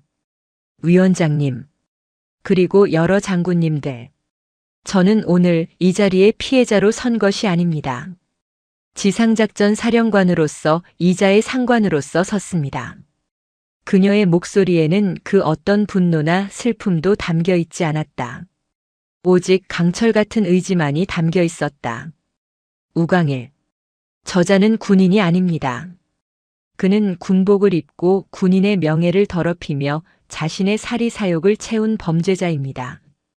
그가 저에게 가한 모욕은 저 개인에 대한 것이 아니라 이 자리에 계신 모든 분들, 그리고 이 순간에도 최전방에서 조국을 지키는 모든 장병의 명예에 대한 모욕이었습니다. 그녀는 우광일을 돌아보았다. 저자를 당장 파면하고 군 형무소에 보내는 것. 그것이 가장 쉬운 길일 겁니다. 하지만 천지선은 잠시 말을 멈췄다. 회의실의 모든 이들이 숨을 죽였다. 저는 그것을 원치 않습니다. 무슨 말씀이십니까, 천대장? 합참의장이 의아한 듯 물었다. 저자에게 불명예 전역이나 파면은 너무나 쉬운 도피처가 될 것입니다. 그는 그저 군복을 벗고 나가 남은 재산으로 평생을 호의호식하며 자신의 죄를 잊고 살 것입니다. 저는 그것을 용납할 수 없습니다. 그녀의 눈이 얼음처럼 빛났다. 저는 우광일에게 그가 그토록 경멸하고 무시했던 것들을 통해 그 죄를 평생토록 갚게 만들어야 한다고 생각합니다. 구체적인 방안을 말씀해 보시죠. 천지선은 단호한 목소리로 말했다. 그의 계급을 소장 그대로 유지시켜 주십시오. 뭐라고요? 회의실이 다시 술렁였다. 모두가 이해할 수 없다는 표정이었다. 대신 그가 가진 모든 직위와 권한, 모든 참모와 부관, 모든 예우를 박탈해 주십시오. 그리고 그를 그가 평생 가장 하찮게 여겼을지도 모르는 곳, 하지만 이 군에서 가장 숭고한 일을 하는 곳으로 보내주십시오. 천지선은 정면을 응시하며 마지막 한마디를 내뱉었다. 국방부 유해발굴감식단. 그곳으로 보내주십시오. 충격적인 제안이었다. 별 2개를 단 장군이 계급장만 붙인 채 사병들과 똑같이 이 땅에 묻힌 선배 전우들의 유해를 수습하게 하십시오. 그가 그토록 무시했던 이름 없는 병사들의 뼈조각을 그의 손으로 직접 만지게 하십시오. 그가 경멸했던 이 땅의 흙먼지를 평생 뒤집어 쓰고 그가 잊고 살았던 헌신과 희생이 무엇인지 죽을 때까지 반성하게 만들어야 합니다. 그것이 저자에게 내릴 수 있는 가장 명예로운 그리고 가장 잔혹한 자비라고 생각합니다. 회의실에는 무거운 침묵이 감돌았다. 그것은 그야말로 천재적인 그리고 가장 끔찍한 형벌이었다. 그를 죽이지 않고 그의 장군이라는 자존심을 매일매일 죽이는 형벌. 합참의장은 천지선의 얼굴을 오랫동안 바라보았다. 그녀의 눈에는 사적인 복수심이 아닌 군 전체를 아우르는 대의와 깊은 고뇌가 담겨 있었다. 그는 천천히 고개를 끄덕였다. 천 대장의 건의를 징계위원회는 무겁게 받아들이겠습니다. 며칠 후 국방부의 공식 발표가 나왔다. 우광일 소장 모든 비위 사실이 인정되나 군인으로서 속죄할 마지막 기회를 부여받아 계급은 유지하된 국방부 유해발굴감식단으로 전보 조치한다. 그것은 우광일의 화려했던 군 생활에 내려진 살아있는 사망 선고였다. 그의 새로운 보직은 즉각 발령되었다. 우광일은 단 1시간의 유예도 없이 그를 감시하던 헌병들의 손에 이끌려 계룡대에서 곧장 강원도 철원으로 향했다. 그가 평생 타왔던 안락한 가죽 시트가 깔린 이성 장군용 세단이 아니었다. 창문에 방탄 필름이 덧대어져 창밖조차 제대로 보이지 않는 딱딱한 좌석의 호송용 차량이었다. 그는 별 2개가 달린 전투복을 입고 있었지만 그가 가진 것은 그 옷 한 벌이 전부였다. 모든 개인 물품은 반납되었고 그의 관사와 집무실은 이미 국방부 감찰단에 의해 깡그리 압수수색된 후였다. 그는 완벽한 빈털터리, 군복 입은 유령이었다. 차가 북쪽으로 향할수록 그가 알던 세상은 급격히 빛을 잃었다. 번화한 도시와 고속도로가 사라지고 앙상한 겨울나무와 포탄 자국처럼 움푹 팬 낡은 시골길이 나타났다. 민간인 통제선이라는 붉은 글씨가 쓰인 초소를 지날 때 그는 자신이 대한민국의 영토이면서도 대한민국이 아닌 망자들의 땅으로 들어가고 있음을 직감했다. 차량은 수십 년 전 이 땅의 운명을 걸고 피비린내 나는 전투가 벌어졌던 철원평야 그 중에서도 가장 치열했던 백마고지 인근의 비무장지대 남방 한계선 근처에서 멈췄다. 그의 눈앞에 나타난 것은 사령부라는 이름이 무색한 컨테이너 박스 몇 개를 이어붙여 만든 임시 막사였다. 국방부 유해발굴 감식단 제한발굴팀이라는 낡은 간판이 차가운 겨울바람에 삐걱거리는 소리를 냈다. 내리시죠. 헌병의 목소리에는 그 어떤 존경도 담겨 있지 않았다. 우광일이 차에서 내리자마자 그의 폐를 찌른 것은 축축하고 비릿한 흙냄새였다. 도시의 매연이나 사무실의 방향제 냄새가 아닌 생과 사가 뒤엉켜 수십 년간 썩어간 듯한 무겁고 음습한 냄새였다. 그를 맞이한 사람은 뜻밖에도 대령 계급장을 단 중년의 군인이었다. 하지만 그의 전투복은 다림질의 흔적조차 없이 흙먼지로 얼룩져 있었고 얼굴은 햇볕과 바람에 거칠게 그을려 있었다. 명찰에는 박진태라는 이름이 적혀 있었다. 유해발굴 감식단 제한발굴팀장. 우광일 소장님이십니까? 박진태 대령은 경례를 붙이지 않았다. 그저 덤덤하게 물었다. 우광일은 본능적으로 권위를 세우려 했다. 그래. 내가 17사단 아니, 내가 우광일 소장인데. 여기가 내 근무지인가? 박진태 대령은 그를 위아래로 잠시 훑어보았다. 마치 진기한 동물을 보는 듯한 혹은 더러운 것을 보는 듯한 시선이었다. 정정할 게 있습니다. 우광일 씨. 뭐라고? 여기는 근무지가 아닙니다. 작업장입니다. 그리고 당신은 소장이 아닙니다. 그냥 우광일입니다. 박진태 대령이 한 걸음 다가왔다. 그의 눈은 죽은 전사자들의 눈처럼 공허하면서도 날카로웠다. 이곳 철원 백마고지 일대에는 아직도 우리가 수습하지 못한 6천여 구의 유해가 잠들어 있습니다. 당신이 어깨에 달고 온 그 별 2개, 그깟 권위. 수십 년간 이 차가운 흙 속에서 잠들어 있던 분들에게는 아무런 의미가 없습니다. 이봐, 박 대령. 아무리 그래도 내가 계급이. 계급? 박진태 대령이 비웃었다. 여기서 계급은 딱 2개뿐입니다. 살아있는 자와 돌아가신 분. 그리고 우리는 살아있는 자로서 돌아가신 분들에 대한 의무를 다할 뿐입니다. 당신은 그 의무를 방해하러 온 겁니까? 아니면 속죄하러 온 겁니까? 우광일은 할 말을 잃었다.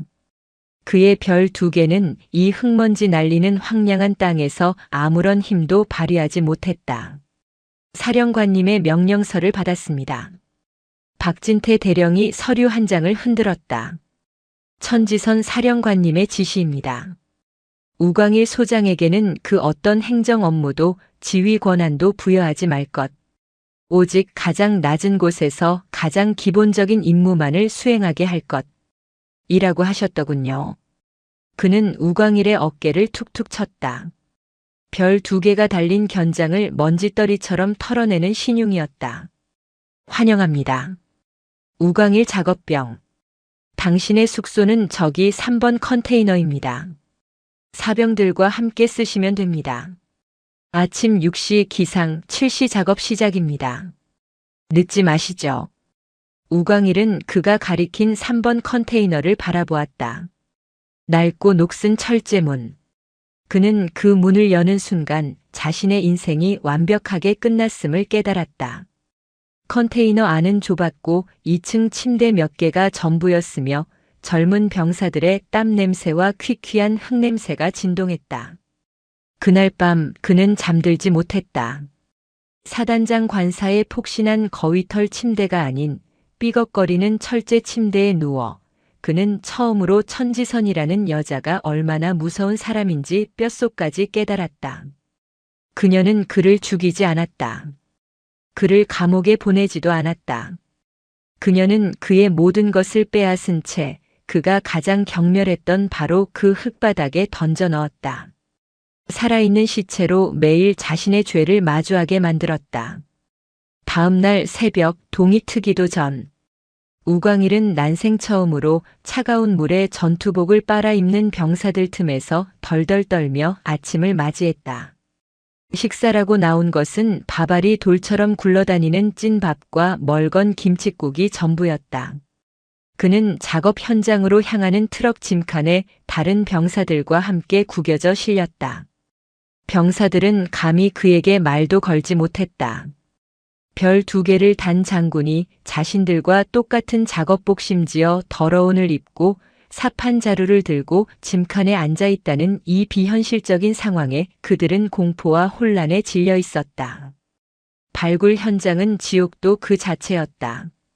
겨울 바람이 살을 애는 듯 불었고 땅은 얼어붙어 있었다.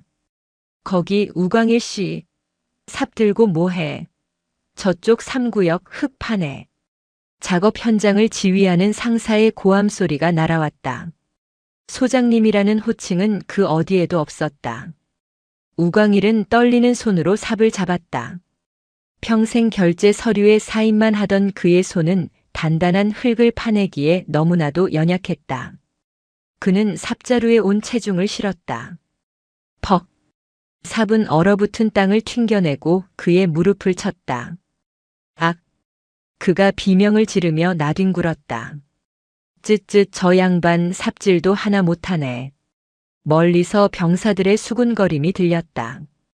우광일은 치욕감에 얼굴이 불타는 것 같았다. 그는 이를 악물고 다시 일어섰다. 흙을 파내고 또 파냈다. 손바닥에 물집이 잡히고 터져서 피가 났다. 허리는 끊어질 듯 아팠고 어깨는 바위처럼 무거웠다. 그는 자신이 왜 이 고생을 해야 하는지 이해할 수 없었다. 내가 소장인데, 내가 대한민국 육군 장성인데. 점심시간이 되었다. 병사들은 흙바닥에 주저앉아 차가운 전투 식량을 씹었지만 그는 아무것도 먹을 수 없었다. 우광일 씨, 거기서 뭐해? 밥 안 먹어? 박진태 대령이 어느새 그의 옆에 다가와 서 있었다. 못 먹겠습니다. 먹어야지. 그래야 오후에도 흙을 파지. 박진태 대령이 그의 어깨에 달린 별 2개를 빤히 바라보았다. 그 별 참 무겁겠습니다. 무슨 뜻이지? 아무것도 아닌 것들의 무게 말입니다. 박 대령은 흙바닥에서 무언가를 주워 그에게 내밀었다. 녹슨 에밀 소총의 탄피였다. 이건 진짜 무게입니다. 그는 탄피를 우광일의 손에 쥐어주었다. 이 땅에 묻힌 분들은 당신처럼 별을 달고 권력을 누리려고 싸운 게 아닙니다. 그저 집으로 돌아가고 싶었을 뿐이죠. 그런데 당신은 그들의 희생 위에 서서 당신의 뱃속만 채웠습니다. 안 그렇습니까? 천지선 사령관님이 당신을 왜 이곳으로 보냈는지 이제 좀 알겠습니까? 박 대령은 우광일을 남겨두고 돌아섰다. 오후 작업 시작한다. 전원 3구역에 집중 투입. 우광일은 손에 쥔 차가운 탄피를 내려다보았다. 그는 그제야 천지선의 잔인한 자비의 의미를 어렴풋이 깨닫기 시작했다. 그녀는 그에게 명예를 되찾을 기회를 준 것이 아니었다. 그는 명예라는 것을 가질 자격조차 없는 인간이었음을 이 뼈저린 흙바닥에서 스스로 깨닫게 하려는 것이었다. 그날 오후 우광일은 미친 사람처럼 흙을 팠다. 분노 때문인지 절망 때문인지 아니면 아주 작은 속죄의 마음이 생겨난 것인지 그 자신도 알 수 없었다. 그때였다. 캉! 그의 삽 끝에 단단하지만 뼈와는 다른 무언가가 걸렸다. 그는 무릎을 꿇고 피가 나는 손으로 흙을 파헤쳤다. 그곳에는 낡은 전투화의 뒷굽과 함께 뼈 조각 몇 개, 그리고 형체를 알아볼 수 없을 정도로 부식되었지만 분명한 시계의 형태를 한 쇳덩어리가 있었다. 우광일은 그 쇳덩어리를 집어들었다. 수십 년간 멈춰버린 시계. 그는 그 차가운 쇠붙이를 쥔 채 흙바닥에 주저앉아 난생 처음으로 소리내어 울었다. 그것은 치욕도 분노도 아닌 설명할 수 없는 슬픔이었다. 바로 그 순간이었다. 우웅우. 하늘을 찢는 굉음과 함께 검은색 지휘 헬기 한 대가 발굴 현장 상공을 낮게 선회하기 시작했다. 우광일은 눈물범벅이 된 얼굴로 하늘을 올려다보았다. 헬기 측면에는 그가 평생 잊을 수 없는 지상작전 사령부 마크가 선명하게 찍혀 있었다. 헬기는 발굴 현장이 내려다 보이는 인근의 작은 언덕에 착륙했다. 문이 열리고 완벽한 전투복 차림의 천지선 대장이 그녀의 참모들과 함께 내렸다. 그녀는 현장 시찰의 일환으로 이곳을 방문한 것이었다. 그녀는 박진태 대령으로부터 현황을 보고받았다. 그녀의 시선은 한치의 흔들림도 없이 전방의 삭막한 비무장지대를 향해 있었다. 그리고 보고를 받던 천지선이 아주 천천히 고개를 돌렸다. 그녀의 시선이 수백 미터 아래 흙구덩이 속에서 자신을 올려다보고 있는 우광일과 정확하게 마주쳤다. 천지선은 그 어떤 표정도 짓지 않았다. 분노도 조소도 연민도 없었다. 그저 자신의 명령이 정확하게 수행되고 있음을 확인하는 최고 지휘관의 차가운 시선만이 존재했다. 우광일은 그녀의 그 시선 앞에서 손에 쥔 멈춰버린 시계를 꽉 움켜쥐었다. 그는 깨달았다. 자신이 이 흙구덩이에서 벗어날 수 있는 날은 영원히 오지 않을 것임을. 이것이 그가 짓밟았던 명예에 대한 천지선이 내린 영원한 형벌임을. 영상이 유익하셨다면 구독과 좋아요, 댓글까지 부탁드리겠습니다.